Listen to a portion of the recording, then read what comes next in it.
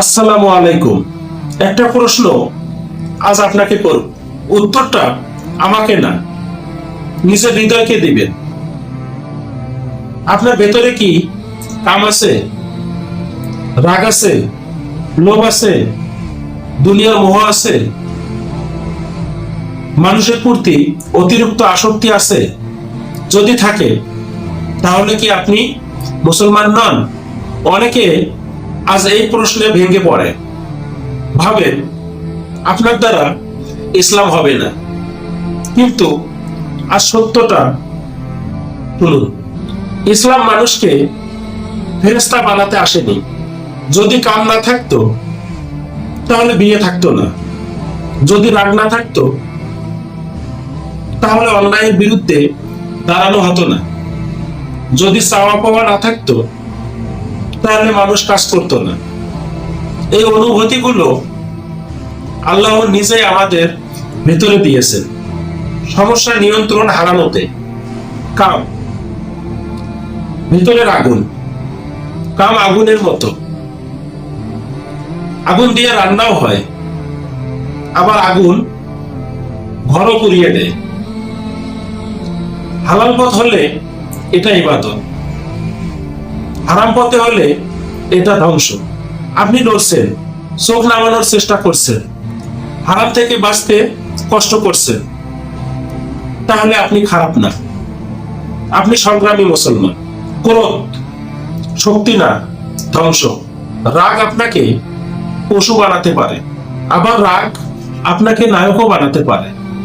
রাসূল পাক সাল্লাল্লাহু আলাইহি সাল্লাম বলেছেন, শক্তিশালী সেই যে রাগের সময় নিজেকে নিয়ন্ত্রণ করতে পারে।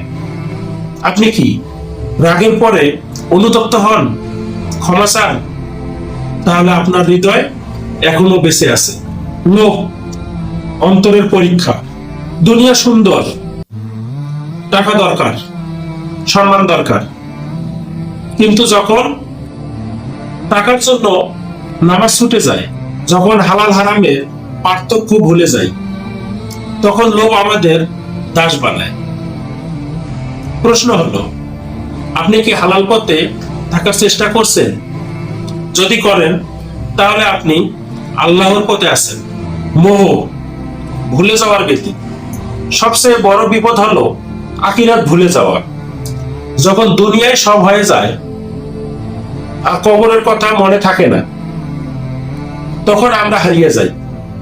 কিন্তু আপনি যদি মাঝে মাঝে কাঁদেন, আল্লাহকে ডাকেন, নিজেকে ঠিক করার চেষ্টা করেন, তাহলে আপনি এখনো শেষ হয়ে যাননি। মায়া ভালোবাসার পরীক্ষা। মায়া খারাপ না, মা সন্তানের মায়া, স্বামী স্ত্রীর ভালোবাসা, এগুলো রহমত। কিন্তু যদি মানুষের জন্য আল্লাহকে ছেড়ে দেই, সত্যের চেয়ে সম্পর্ক বড় করি, তখন সমস্যা। আল্লাহ যেন আমাদের ভালোবাসার কেন্দ্র হন, এটাই মুসলমানের পরিচয়। শুনে রাখুন, কাম থাকবে, রাগ থাকবে, লোভ থাকবে, মোহ থাকবে, মায়া থাকবে। যতক্ষণ আপনি লড়াই করছেন ততক্ষণ আপনি বেঁচে আছেন। মুসলমান মানে নিখুঁত মানুষ না। মুসলমান মানে যে পরে গিয়ে আবার উঠে দাঁড়ায়, ভুল করে কিন্তু তওবা করে, হারায় কিন্তু ফিরে আসে।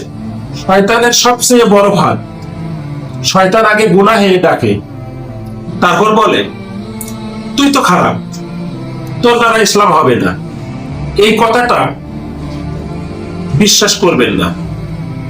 যতক্ষণ আপনার অন্তরে আল্লাহর ভয় আছে, যতক্ষণ ভুল করলে কষ্ট হয়, ততক্ষণ আপনার ঈমান আছে। নিজেকে ঘৃণা করবেন না, নিজেকে ঠিক করার চেষ্টা করুন। নিখুঁত মুসলমান হওয়া কঠিন, কিন্তু চেষ্টা করা মুসলমান হওয়া, এটা আসল ঈমানের প্রমাণ। আসুন আজ থেকে আমরা বলি, আমি নিখুঁত না, কিন্তু আমি লড়াই ছাড়বো না। তাই নয় কি? স্বয়ং ভাবুন। এমন ইসলামিক বাণী পেতে বা এমন ইসলামিক গল্প পেতে চ্যানেলটি সাবস্ক্রাইব করুন। আপনি ভিডিওটি দেখেছেন, লাইকও করবেন। আল্লাহ আমাদের সবাইকে নফসের বিরুদ্ধে জয়ী হওয়ার তৌফিক দান করো। আসসালামু আলাইকুম। ভালো থাকবেন। আল্লাহ হাফেজ।